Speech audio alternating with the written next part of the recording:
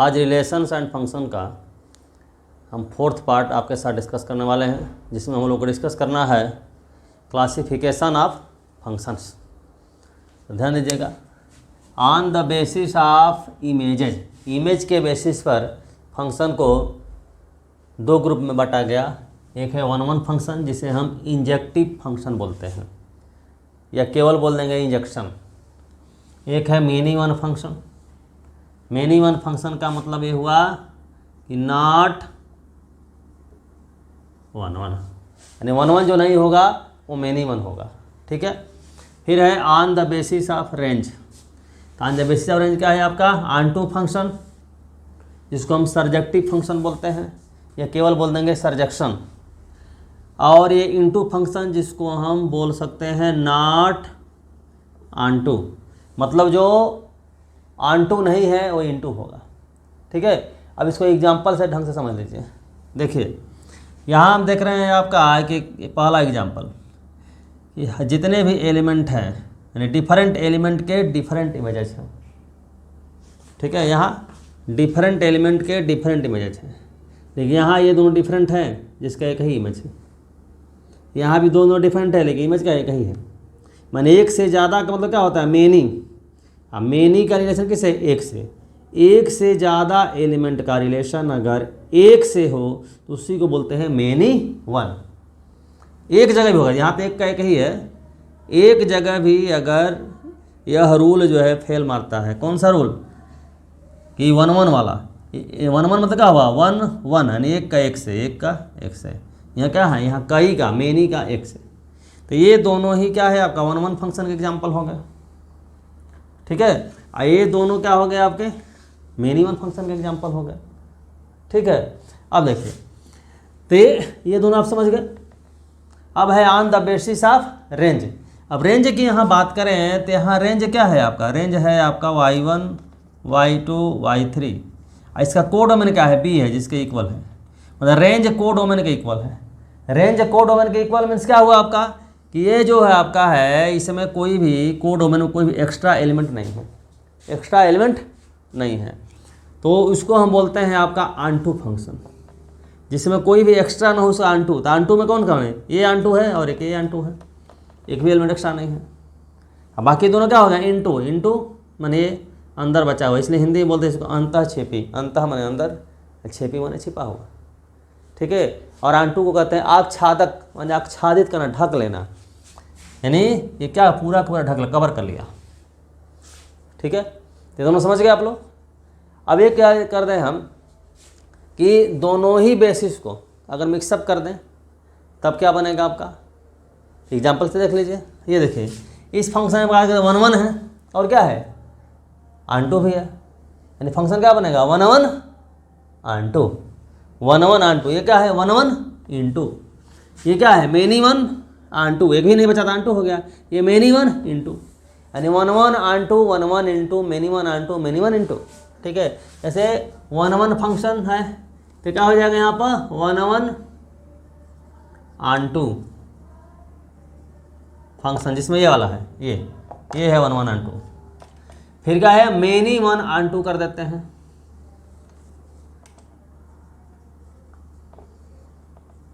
इस बेसिस से कोई मतलब नहीं है। मेनी वन ऑनटू में कौन है भाई? ये वाला हो गया। ठीक है। फिर अब क्या? One one into, one one into third number, one one into. One one into में कौन आ गया भाई? वन वन भी हो, इंटू भी हो, यानी से बचा भी है, ये वाला कैसा हो गया? ठीक है। फिर क्या हो गया? मेनी वन इंटू, इसमें कौन आ गया? आपका ये आ गया। सही बात को, तो दोनों को मिक्सअप कर दिया, तो दोनों के बेसिस को मिला दिया, तो आपका कितने टाइप का फंक्शन बन गए? 4। One one onto, many one onto, one one into, many one into. अब देखिए, दुनिया के जितने भी फंक्शन होंगे सभी इन 4 ग्रुप में बटेंगे। ठीक है। और एक बात ध्यान रखने वाली बात होगी कि ऑनटू और इनटू की बात तभी की जाएगी आपसे जब उसका कोडोमेन दिया हुआ है। जब कोडोमेन नहीं दिया है तब ऑनटू और इनटू नहीं पूछा जाएगा, तो कोई मीनिंग नहीं बनता ऑनटू इनटू का। ठीक है, तो ध्यान दीजिएगा। अब इसको हम ग्राफिकली पहचानने का तरीका आप लोग को बताते हैं।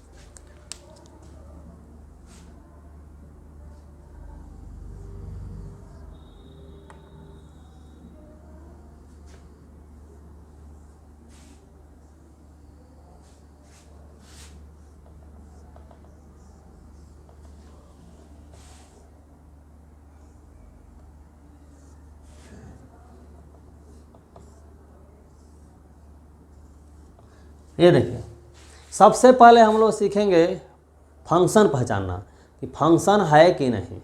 ठीक है, तो फंक्शन पहचानने का तरीका है कि वाई एक्सिस के पैरेलल लाइन ड्रा करिए। वाई एक्सिस के पैरेलल या खुद वाई एक्सिस ही क्यों ना हो। ठीक है, यदि वह एक से ज़्यादा जगह कट करे तो कहेंगे कि फंक्शन नहीं है, केवल क्या है, रिलेशन है। ये देखिए वाई एक्सिस के पैरेलल लाइन हमने ड्रा किया तो 2 जगह कट गया। ठीक है, यहाँ देखिए, यहाँ वाई खुद वाई एक्सिस को देखिए या वाई से पैरेलल लाइन ड्रा करिए, ज़्यादा जगह कट कर दिया। ऐसा क्यों होता है? इसलिए होता है, मान लीजिए ये डिस्टेंस आपका x1 है। ठीक है, ये आपका y1 है, ये आपका y2 है ना। इस ये पॉइंट क्या हो जाएगा, x1 y1, ये क्या हो जाएगा x2 माइनस y2। y2 अगर डिस्टेंस लिए हैं, समझ बात को, y2 डिस्टेंस है तो यहाँ यह नेगेटिव ना होगा तो माइनस y2। अब देखें, अगर ऐसे फंक्शन में है तो यहाँ होगा x1, यहाँ क्या होगा y1 माइनस y2, तो क्या होगा, एक के कितने इमेज हो गए, 2 इमेज हो जाएंगे। ठीक है, यानी फंक्शन नहीं है। इसलिए फंक्शन पहचानने का तरीका है आपका कि वाई एक्सिस के पैरेलल अब एक लाइन ड्रा करिए, अगर एक से ज़्यादा जगह कट करता है तो फंक्शन नहीं है। ठीक है, अब देखिए, तो ये फंक्शन नहीं है, ये भी फंक्शन नहीं है। बाकी सब में वाई के पैरेलल लाइन ड्रा करेंगे तो सबके सब क्या हो जाएंगे, आपके एक जगह कट करेगा, नहीं बाकी सब फंक्शन है। अब अगर फंक्शन है तो हमें पहचानना होता है कि 1 1 है कि मेनी 1 है। ठीक है, तो इसके लिए हम क्या करते हैं कि एक्स एक्सिस के पैरेलल लाइन ड्रा करते हैं, एक्स के पैरेलल। तो एक्स के पैरेलल लाइन ड्रा करने पर एक जगह कट गया, देखिए यहाँ एक जगह कट किया, और यहाँ एक्स के पैरेलल लाइन ड्रा किए तो एक से ज़्यादा कट किया। तो एक्स के पैरेलल लाइन या खुद एक्स एक्सिस एक से ज़्यादा जगह अगर कट करे तो मिनिमम फंक्शन है, और एक जगह कट करे तो क्या हो जाएगा आपका, वो 1 1 फंक्शन होगा। तो 1 1 फंक्शन की ज़रा एक खासियत देखिए, विशेषता आपकी ये है कि ये फंक्शन जो होगा, जैसे ये ग्राफ ऐसे में खींचा जाता है, इसे ग्राफ मान लीजिए, ऐसे देखिए। तो इस तरह के जो ग्राफ है वो क्या है आपका, डिक्रीजिंग है। क्या है, डिक्रीजिंग का मतलब क्या है कि एक्स की वैल्यू बढ़े तो वाई की वैल्यू घटे, माने लेफ्ट से राइट जाने पर ग्राफ क्या हो, डाउन हो, यहाँ लेफ्ट से राइट जाने ग्राफ क्या हो, अप हो, ऊपर की ओर जा रहा हो। तो या तो फंक्शन इंक्रीजिंग हो या तो फंक्शन डिक्रीजिंग हो, तो मतलब क्या हो जाएगा कि 1 1 फंक्शन होगा। ठीक है, कोई दिक्कत है, यानी एवरी इंक्रीजिंग फंक्शन और every decreasing function is 1 1 function, but every 1 1 function is not increasing और डिक्रीजिंग। ये इंपॉर्टेंट बात है, ज़रा समझिएगा। ठीक है, कि सारे जो होंगे आपके इंक्रीजिंग फंक्शन हों या डिक्रीजिंग फंक्शन 1 1 होंगे, लेकिन सबके सब 1 1 जो होगा आपका वो इंक्रीजिंग या डिक्रीजिंग नहीं होगा। ये ज़रा कैसे, ये ज़रा समझिए, देखें ये दिखाते हैं आपको हम।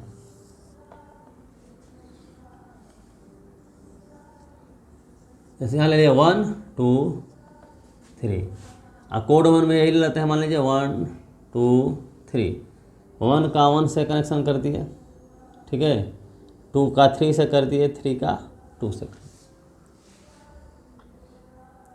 ठीक है, अब ध्यान दीजिए आपका, यहाँ हम क्या देख रहे हैं आपका, इसको अगर दिखाएंगे आपका तो 1 1, फिर क्या है आपका 2 3, और फिर क्या है आपका 3 2। यहाँ देखिए ज़रा सा ध्यान देने वाली बात है कि आपका 2 से बड़ा क्या है 3 है, तो 2 इज लेस देन 3 है, लेकिन इसका इमेज जो है मान लीजिए f है, 2 लेस देन 3 है, लेकिन आपका एफ ऑफ 2 एज क्या है, ग्रेटर देन क्या है, एफ ऑफ 3, क्योंकि एफ ऑफ 2 का मतलब क्या हुआ, 2 का इमेज क्या है, 3 है, 3 है, ग्रेटर देन क्या है आपका, 3 का इमेज क्या है आपका, 2 है। समझ बात को, मतलब यहाँ क्या देख रहे हैं कि x की, इसमें x को दिखाते हैं, y को दिखाते हैं, x की वैल्यू तो बढ़ी, 2 से 3 हुई, लेकिन इसका इमेज क्या हो गया, छोटा हो गया, जबकि है क्या, 1 1 है, एक का x है। ठीक है, मतलब दिमाग में बात बनाए रहिएगा कि अगर इंक्रीजिंग है तो 1 1 होगा, डिक्रीजिंग है तब भी 1 1 होगा, लेकिन इसका मतलब ये नहीं होगा कि जितने भी 1 1 होंगे सभी या तो इंक्रीजिंग होंगे या तो डिक्रीजिंग होंगे। क्लियर हो गई बात। अच्छा, एक और एक सुंदर एग्जांपल आपको देते हैं, जैसे Y square is equal to 4ax, एक ले लेते हैं x square is equal to 4ay। ये पैराबोला है, सबको पता है, ये जो पैराबोला है ऐसे ड्रा होता है, ठीक है ना, ये जो पैराबोला होता है ऐसे ड्रा होता है, 11th आप पढ़ें। ठीक है, तो यह जो आपका इक्वेशन है ये वाला, यानी ये फंक्शन नहीं है, क्यों, क्योंकि y के पहले लाइन रखने पे एक से ज़्यादा कट करता है, लेकिन ये वाला क्या है आपका, ये फंक्शन है। ठीक है, ये आपका जो है जाना पहचाना एग्जाम्पल है, इसलिए बताया। ठीक है, अब हम लोग देखेंगे कि number of function, number of 1 1, number of 1 2, ये सब कैसे निकालेंगे, क्या होता है, तो आगे देखिए। If na is equal to m and nb is equal to n, it means number of elements in A is equal to m, that is A has m elements and B has n elements, then n A cross B is equal to m into n is equal to n B cross A, ये हम पढ़ चुके हैं। ठीक है, फिर total number of relations from A to B 2 to the power mn, यही पढ़ चुके हैं। This is also equal to total number of relations from B to A। अब देखिए, total number of functions from A to B is equal to क्या है, n to the power m, ये भी हम पढ़ चुके हैं। ठीक है, याद करने का तरीका ऐसे है आपका, जैसे आपका A है, ये आपका B है, इसमें एलिमेंट कितने हैं, x1 x2 xm, ये y1 y2 yn, इसमें m एलिमेंट है, इसमें n एलिमेंट है। ठीक है, तो n to the power m है, तो ऐसे याद रखना, याद करने का तरीका बता रहे हैं। B A से B में है, तो B फॉर बेस, तो बेस क्या होता है, नीचे होता है, ये बेस हो गया, ये पावर हो गया, याद करने का तरीका है। समझ बात को, ये चीज़ है। तो ये नंबर ऑफ फंक्शन हो गया। अब हम जानना चाहते हैं कि नंबर ऑफ, यानी total number 1 1 functions, total number of 1 1 functions, 1 1 function कितने होंगे। अब ध्यान दीजिएगा, देखिए ये 1 1 फंक्शन तभी बनेगा जब m की वैल्यू क्या होगी, less than or equal to n होगी, less than or equal to n होगी। ठीक है, इसमें नंबर ऑफ एलिमेंट कम हो या इक्वल हो तब हो बनेगी, लेकिन m की वैल्यू यदि n से अगर ज़्यादा हो जाए तब 1 1 फंक्शन नहीं बनेगा, यानी यहाँ क्या हो जाएगा, 0। यहाँ क्या बनेगा, मतलब ये हुआ कि आपका m ऑब्जेक्ट्स है, उसको जो है इसमें से क्या है आपका m प्लेस पर अरेंज करना है, यानी n ऑब्जेक्ट्स में से m ऑब्जेक्ट लेके अरेंज करना है, यानी क्या हो जाएगा n p m। ठीक है, इसको एक एग्जाम्पल से हम समझाते हैं जो अच्छा ढंग से आपको समझ में आएगा। ठीक है ना, मान लिया जाए आपका, जैसे सपोज हमने किया था, अब इसको मिटा देना, कोई दिक्कत नहीं है। ठीक है, ये देखिए, ये A है और ये क्या है आपका B है, इसमें एलिमेंट है x1 x2 so on xm, इसमें है y1 y2 so on yn। ठीक है, इसमें फंक्शन मान लीजिए f है। ठीक, ये मान लीजिए जो पहला जो सेट है वह स्टूडेंट का सेट है, x1 x2 x3 xn जो है वो स्टूडेंट है, और y1 y2 y3 yn जो है वह चेयर्स हैं किसी कमरे में। ठीक है, अब एक समझिएगा ढंग से, इससे 1 1 and 2 सब समझ में आ जाएगा आपको। मान लीजिए जितने बच्चे हैं उतने ही चेयर हैं, तो एक बच्चा एक चेयर पर जाकर बैठ गया, एक भी चेयर बचा नहीं। एक बच्चा एक चेयर पर जाकर बैठ गया, एक भी बचा नहीं, तो क्या हो गया 1 1 हो गया। अब बचा नहीं चेयर माने आंटू भी 1 1 2 हो गया। मान लीजिए एक बच्चा एक एक चेयर लेके बैठा और कुछ चेयर बच गए, मतलब बच्चों की संख्या से चेयर की संख्या क्या है ज़्यादा हो गई। ठीक है, तो उस स्थिति में आपका क्या हो गया, उस स्थिति में हो गया आपका 1 1 into। ठीक है, एक केस ऐसा हो सकता है कि एक कुर्सी पर 2 बच्चा बैठा हुआ हो, एक भी चेयर ना बचा हो, मजबूरी में बैठा हो, तो क्या हो जाएगा आपका मेनी 1, एक भी चेयर नहीं बचा मैंने अनटू। एक स्थिति ऐसी हो सकती है आपका कि मित्रता में 2 बच्चे एक पर बैठे हुए हों और कुछ चेयर उसमें बच भी गया, तो क्या होगा मेनी 1 और क्या हो गया इनटू। समझ गए बात को। तो हम यहाँ चाहते हैं 1 1, तो 1 1 कब बनेगा भाई, बच्चों की जो संख्या है वो कुर्सियों की संख्या से के बराबर हो जाए। भाई जितने चेयर उतने बच्चे उतने अरेंज कर देंगे, या बच्चों की संख्या जो है कुर्सियों की संख्या से क्या हो जाए कम हो जाए। जैसे हमारे 10 बच्चे हैं 15 कुर्सियां हैं, भाई 10 कुर्सी लेकर के उस पर अरेंज हो जाएंगे, 10 कुर्सी बच्चे बैठ जाएंगे। लेकिन मान लीजिए 15 कुर्सियां हैं या 20 बच्चे हो जाए, तो मजबूरी में एक कुर्सी पर 2 बच्चा बैठना पड़ेगा। हर कुर्सी पर 2 बच्चा नहीं रहेगा, लेकिन कुछ कुर्सियों पर 2 बच्चा को बैठना पड़ेगा, तभी बैठ पाएंगे आपके, तो मिनिमम हो जाएगा। इसलिए 1 1 होने का कंडीशन क्या होगा, m इज लेस देन और इक्वल टू n। ठीक है, n में से m लेकर के m चेयर पर अरेंज करना है, n p m परमुटेशन में पढ़े आप, क्लियर है। तो 1 1 जान गए।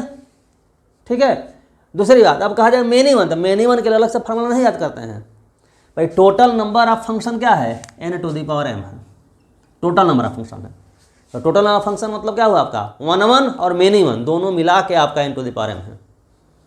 ठीक है, तो टोटल नंबर ऑफ फंक्शन से अगर 1 1 फंक्शन अगर माइनस कर दिया तो क्या बचेगा मेनी 1, है ना। जैसे हमारे मेनी 1 अगर निकालना होता तो क्या होता आपका n to the power m माइनस ये 1 1 घटा दीजिए n p m, कब जब में लेस इक्वल टू n हो। अब फिर क्या हो जाएगा n to the power m माइनस 0 मैंने n to the power m हुआ, कब जब में जो है घटा देना हुआ। ठीक है, मेनी 1 के लिए हो गया, इसलिए मेनी 1 के अलग से फार्मूला याद नहीं करते हैं। ठीक है, अब देखिए, अब हम बताना चाहते हैं आपको 1 1 and 2, क्या बताएं 1 1 and 2 number of 1 1 and 2 functions. ठीक है, अब 1 1 and 2 मतलब क्या हुआ आपका, एक कुर्सी पर एक बच्चा बैठा हुआ है। ठीक है, और एक भी कुर्सी बची नहीं है, मतलब क्या हुआ जितने बच्चे उतनी कुर्सियां। समझ गए बात को, यानी क्या हो जाएगा m इज इक्वल टू क्या हो जाएगा n, m चेयर पर m बच्चों को बैठाने के लिए क्या होगा आपका m p m यानी फैक्टोरियल m, फैक्टोरियल m लिखिए या चाहे फैक्टोरियल n लिखिए कोई दिक्कत नहीं, कोई m is equal to n है m लिखो चाहे n लिखो। ठीक, अच्छा, और m जब नॉट इक्वल टू n है, इक्वल बराबर नहीं है, तो 1 1 and 2 बनेगा ही नहीं। ठीक है, इतनी बात समझ रहे हैं आप लोग।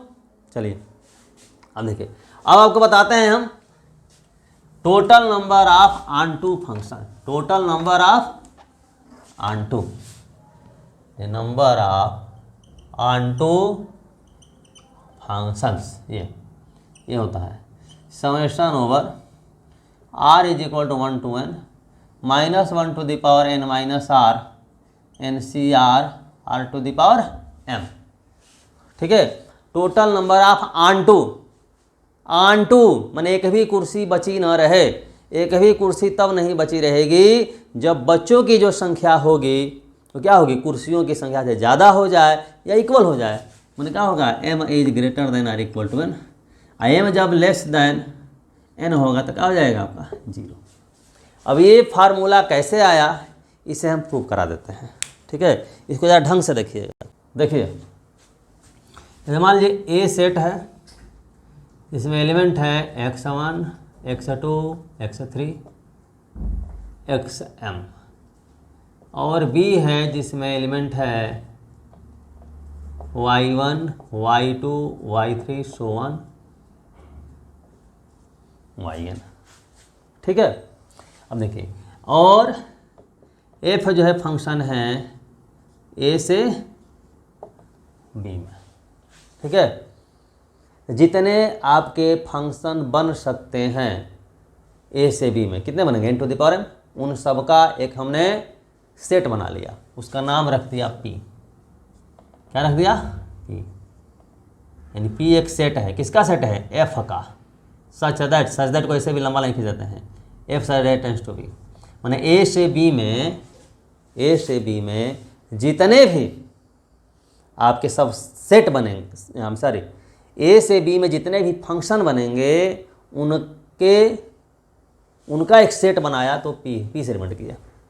क्लियर है? अब देखें, अब एक आपका pi एक सबसेट बनाते हैं ऐसे, जो इसका सबसेट है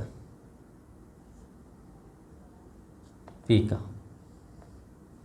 अब कैसा सबसेट है भाई कि pi इज इक्वल टू, ये भी फंक्शन का ही होगा, f such that a tends to b, ऐसे सदर लिख सकते हैं, कन्फ्यूजन ना हो।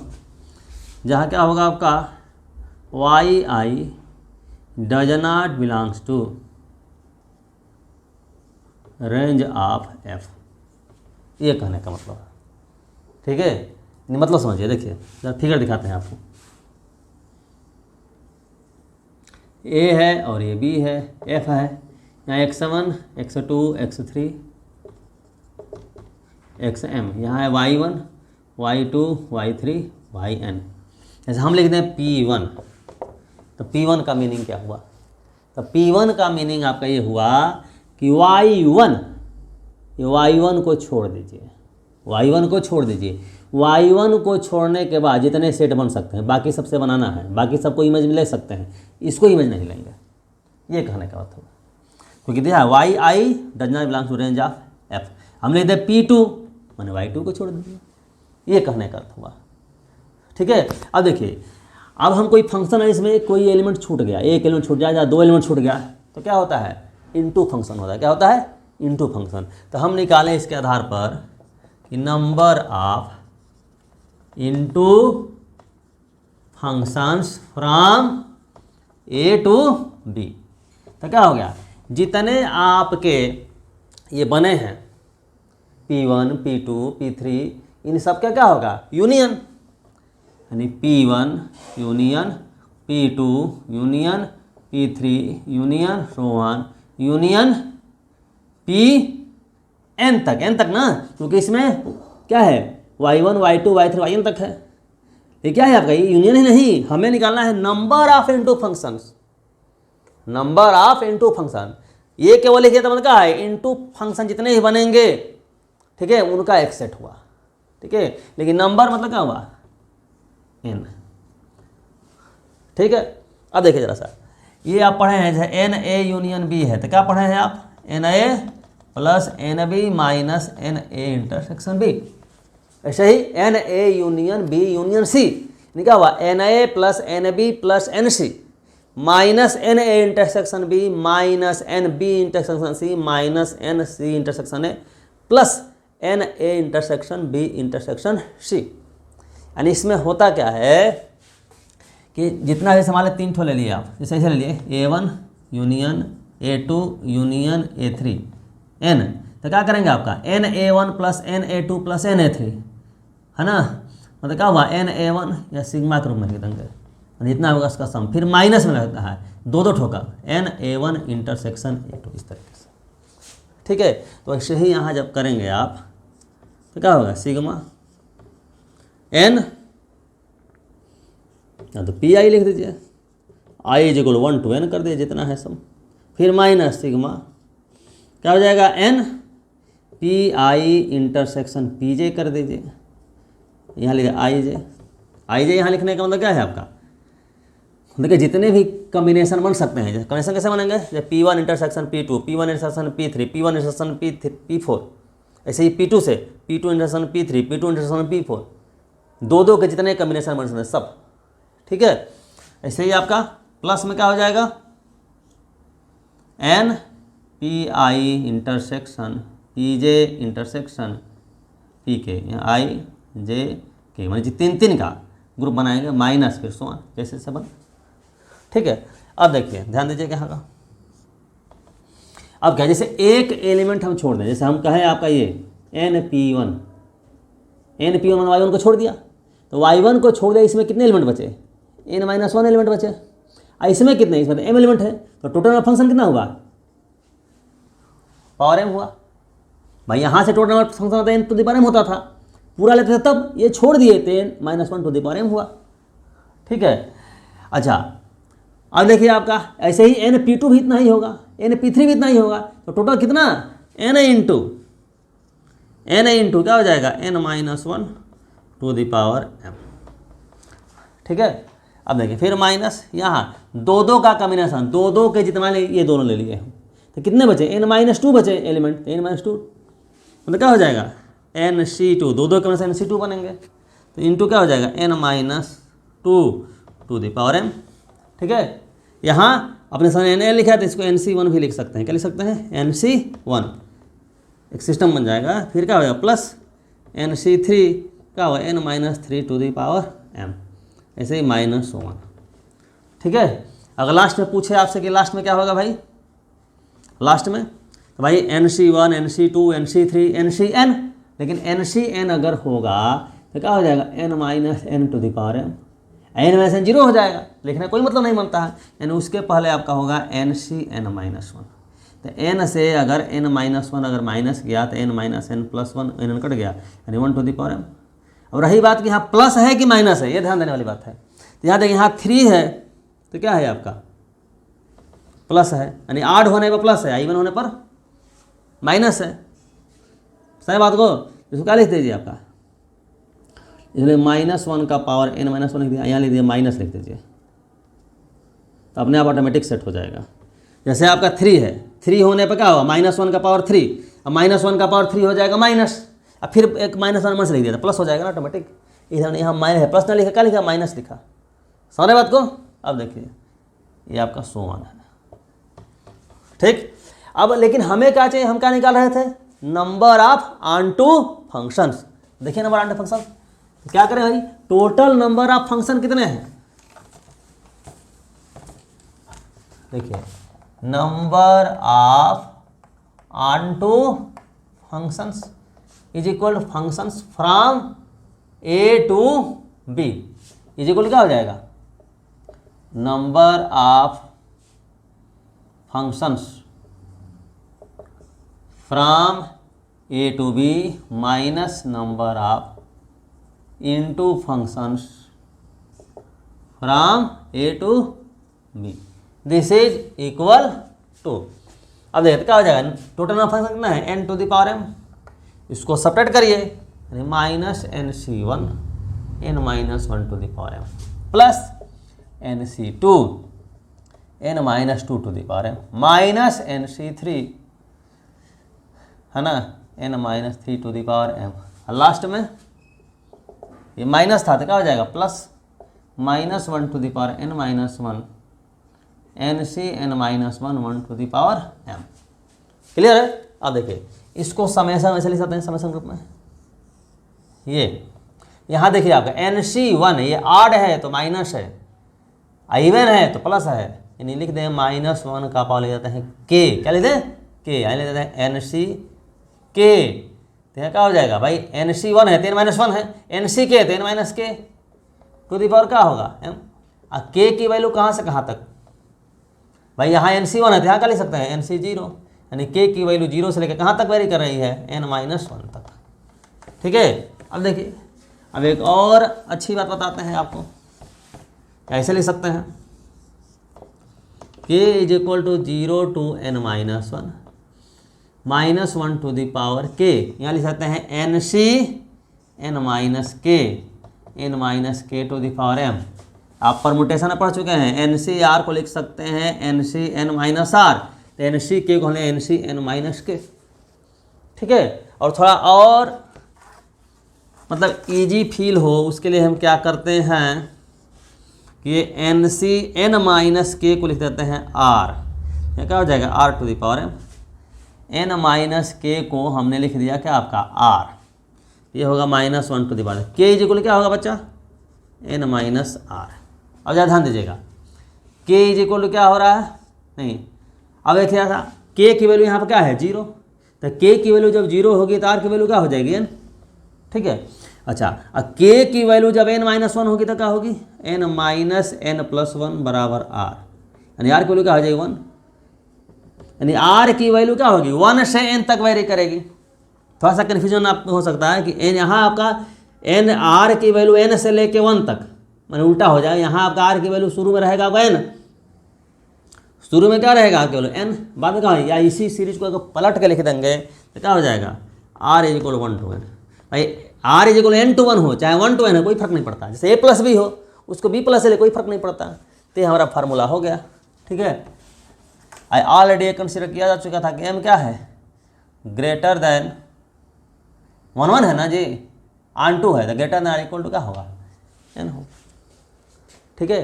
अच्छा एक और अच्छी बात बताते हैं, मान लीजिए कि m n के इक्वल है, m और n आपस में क्या है इक्वल है, तो उस स्थिति से अगर नंबर ऑफ ऑन 2 फंक्शन अगर निकालेंगे तो क्या हो जाएगा, वो समझिए कि नंबर ऑफ ऑन 1 फंक्शन हो जाएगा, क्योंकि जितने बच्चे हैं उतने ही चेयर है, एक भी चेयर बचना नहीं चाहिए, तो क्या होगा एक चेयर पे एक बच्चा तो 1 1 हो जाएगा, ठीक है। मतलब n चेयर पर n बच्चा अरेंज हो जाएगा तो क्या बच जाएगा आपका फैक्टोरियल n npn, मतलब क्या हो जाएगा यही फार्मूला जो डायरेक्ट वहाँ लिख सकते हैं क्या आपका फैक्टोरियल n, कब जब m is equal to n है, या ये नहीं भी लिखेंगे इसी से करेंगे तब भी आंसर वही आएगा जैसा कि ऐसे हम करते हैं।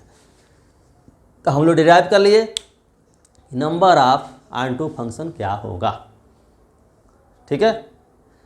अब आप लोग बता देते हैं कि नंबर ऑफ इंक्रीजिंग फंक्शन, ठीक है, और नंबर ऑफ डिक्रीजिंग फंक्शन, ठीक है, number of non increasing function, number of non decreasing function. बस छोटा सा लेक्चर है, तो देख लीजिए समझिए। x1 x2 x3 so on xm, y1 y2 y3 so on yn, a है और b है, ठीक है। मान लीजिए कि ये जो हम अरेंज जो कि x1 x2 x3 लिखे हैं, मान लिया जाए let x1 is less than x2 is less than x3 is less than so on is less than xm है। अब ऐसे ही ये भी है y1 is less than y2 is less than y3 is less than so on yn। माने इस तरीके से लिखे हैं तो इसको बोलते हैं ऑर्डर्ड सेट, बोलते हैं ऑर्डर्ड सेट, ऑर्डर के रूप में लिख दिए हम, ठीक है। अब देखिए नंबर ऑफ, पहले लिख देते हैं number of strictly increasing function. Strictly मतलब जैसे मान लीजिए कोई ग्राफ ऐसे ऊपर जा रहा है ऊपर जा रहा है ऊपर जा रहा है, ऊपर ही जाए, अब मान लीजिए ऐसे कोई ग्राफ है ऐसे जाए पैरेलल हो गया फिर ऊपर जा रहा है, मतलब डाउन नहीं हुआ लेकिन एक्स से पैरेलल हो सकता है। एक्स से पैरेलल होने का मतलब क्या हुआ आपका, जैसे मान लीजिए यहाँ x1 है यहाँ आपका x2 है तो x1 x2 वैल्यू क्या हो जाएगी इक्वल हो जाएगी, और यहाँ कभी इक्वल नहीं होगी, ये स्ट्रिक्टली इंक्रीजिंग है। और इसको क्या बोलेंगे आपका इंक्रीज कर रहा है डिक्रीज नहीं कर रहा है, इसको नॉन डिक्रीजिंग, क्या बोलेंगे नॉन डिक्रीजिंग।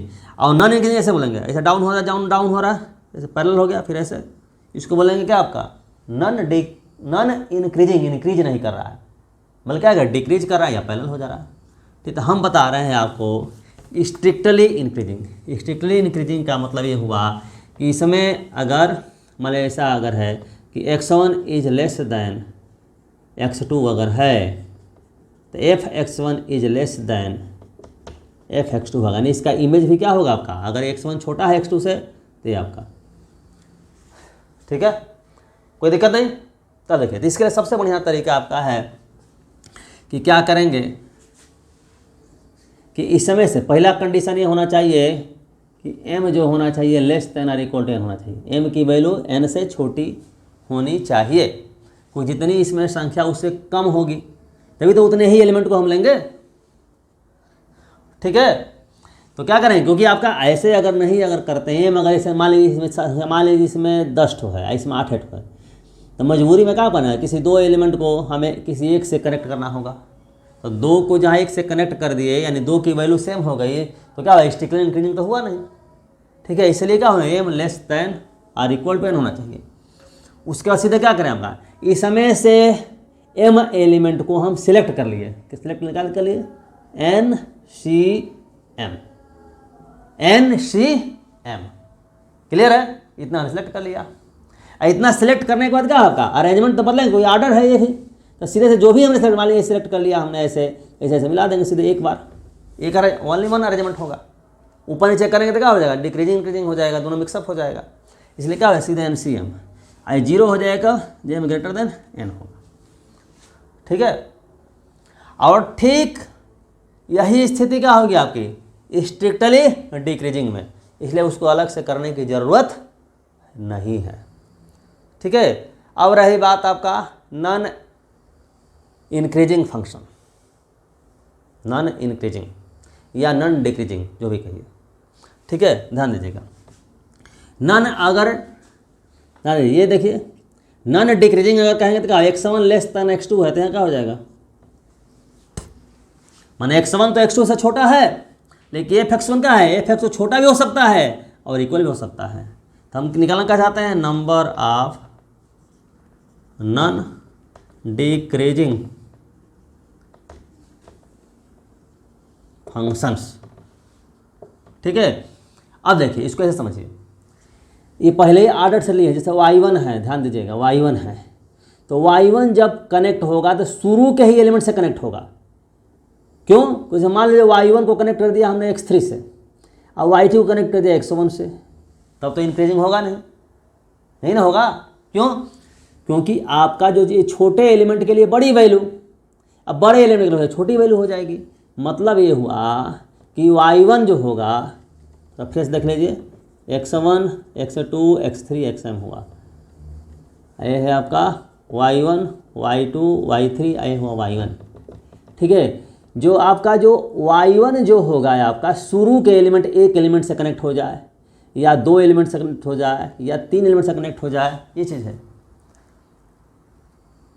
सही बात को, यानी y1 के प्री इमेज मान लिया कि y1 के प्री इमेज की संख्या मान लिया कि n1 है, क्या मान लें, n1 मान लिए, x1 मानिए, कुछ ही मान सकते हैं। ठीक है, x1 मानेंगे तो कन्फ्यूजन हो जाएगा, इसे n1 होना मान लिया। ठीक है, तो y1 कितने एलिमेंट से कनेक्ट हो रहा है, n1 एलिमेंट से। y2 को मान लिया कि n2 एलिमेंट से कनेक्ट हो रहा है, y3 को मान लिया कि n3 एलिमेंट से कनेक्ट हो रहा है। ठीक है, तो ये सब जो जोड़ेंगे आप, जब जोड़ेंगे तो क्या होगा, n1 plus n2 plus n3 plus so on का nn इज इक्वल टू किसके होगा, m के। तो टोटल एलिमेंट कितने हैं, m के, 2 ठो इसके साथ, जैसे मान लिया 10 एलिमेंट होते हैं, 2 इसके साथ चला गया, 3 इसके साथ चला गया, 4 इसके साथ चला गया, तो 2 3 6, 2 3 5, 5 4 9, 1 ठो मान लिया इसके साथ चला गया, तो टोटल जो है 10 होना चाहिए ना, 10 एलिमेंट हो, तो इसलिए आपका ये होगा। तो इसमें क्या हो जाएगा आपका, इसका हो जाएगा number of non negative integral solutions, non negative integral solutions, ये होगा आपका। अब परमुटेशन में पढ़े ऐसे पढ़े हैं आप, x1 plus x2 plus x3 plus so on plus xr is equal to n। Number of non negative solution होता है n plus r minus 1 C r minus 1। तो यहाँ n के जगह पर क्या है, m है, और r के जगह क्या है, n है, तो क्या हो जाएगा, m प्लस n माइनस 1 सी n माइनस 1। ठीक है, इतना ही संख्या होगी किसके लिए, नॉन इंक्रीजिंग के लिए। ठीक है, तो आज के लिए इतना ही।